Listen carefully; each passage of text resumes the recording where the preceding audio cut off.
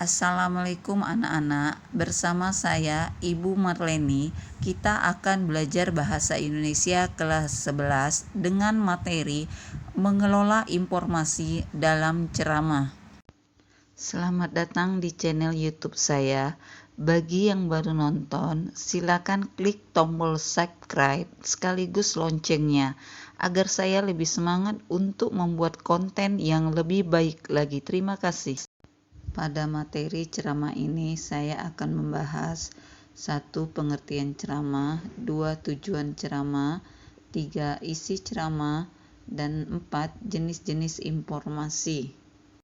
Dengan KD 3.5 mengidentifikasi informasi berupa permasalahan aktual yang disajikan dalam ceramah. Banyak sekali anak-anak kalau ditanya tentang pengertian ceramah, mereka akan menjawab tentang agama. Padahal kalau mereka paham, mereka sudah menyimak ceramah saat proses belajar mengajar. Karena pembelajaran di sekolah masih menggunakan metode ceramah, meskipun metode pembelajaran yang digunakan sudah variatif.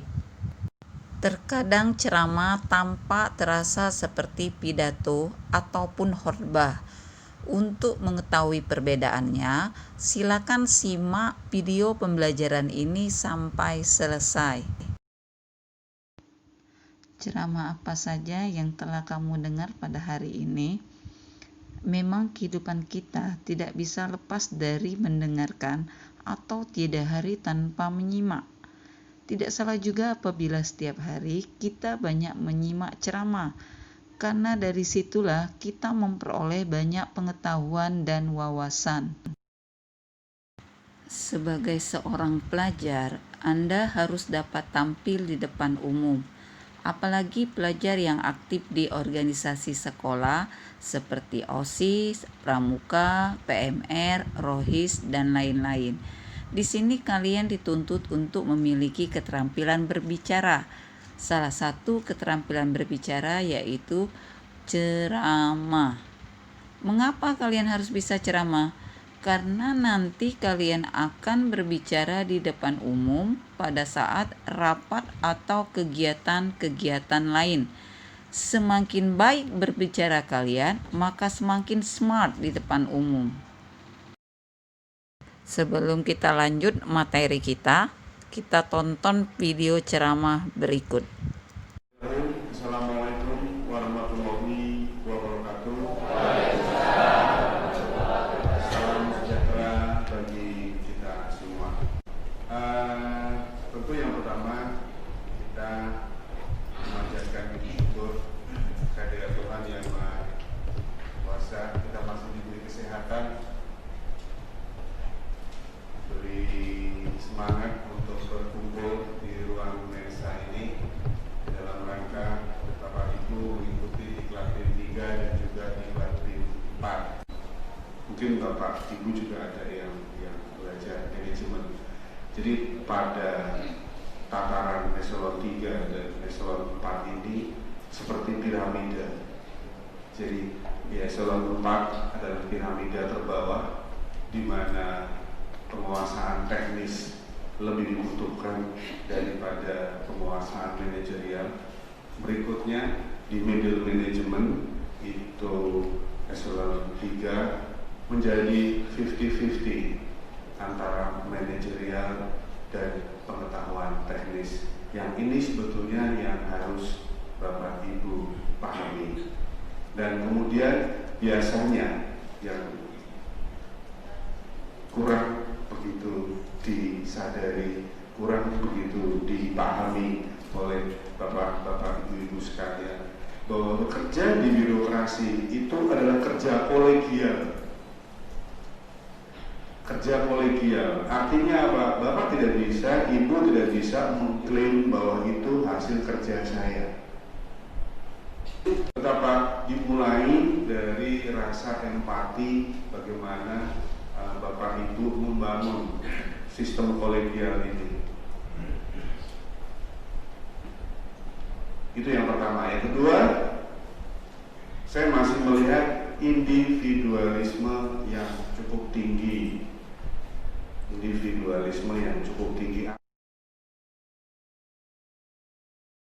Setelah kalian menonton video, maka kalian akan tahu bahwa video tersebut sebagai ceramah, dan video seperti ini dapat kita peroleh dari berbagai kesempatan. Di sekolah hampir setiap hari kita mendapatkannya, baik dari guru, kepala sekolah, pembina OSIS, dan pihak-pihak lainnya. Jadi dapat kita simpulkan, ceramah adalah pembicaraan di depan umum yang berisi penyampaian suatu informasi, pengetahuan, dan sebagainya. Yang menyampaikan adalah orang-orang yang menguasai di bidangnya, dan yang mendengarkan biasanya melibatkan banyak orang. Medianya bisa langsung ataupun melalui sarana komunikasi seperti televisi, radio, dan media lainnya. Selain itu, ada pula yang disebut dengan pidato dan khotbah. Untuk memahami kedua hal tersebut, cermatilah perbedaan di antara keduanya. Pidato adalah pembicaraan di depan umum yang cenderung bersifat persuasif, yakni berisi ajakan ataupun dorongan pada halayak untuk berbuat sesuatu. Contoh, pidato kepala sekolah yang mengajak untuk menjaga kebersihan. Sedangkan khotbah adalah pembicaraan di depan umum yang berisi penyampaian pengetahuan keagamaan atau praktik beribadah dan ajakan-ajakan untuk memperkuat keimanan. Contoh khotbah Jumat. Adapun tujuan dari ceramah: 1. Informatif, memberikan informasi kepada para pendengar agar mengenal suatu hal dan mampu memahami pesan yang ingin disampaikan.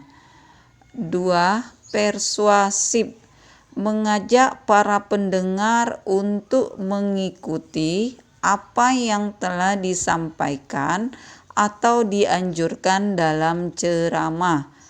3. Argumentatif, menyampaikan sebuah topik yang bisa dipahami para pendengar mengenai suatu hal dengan cara menyampaikan argumen dan contoh yang bisa dipahami. 4.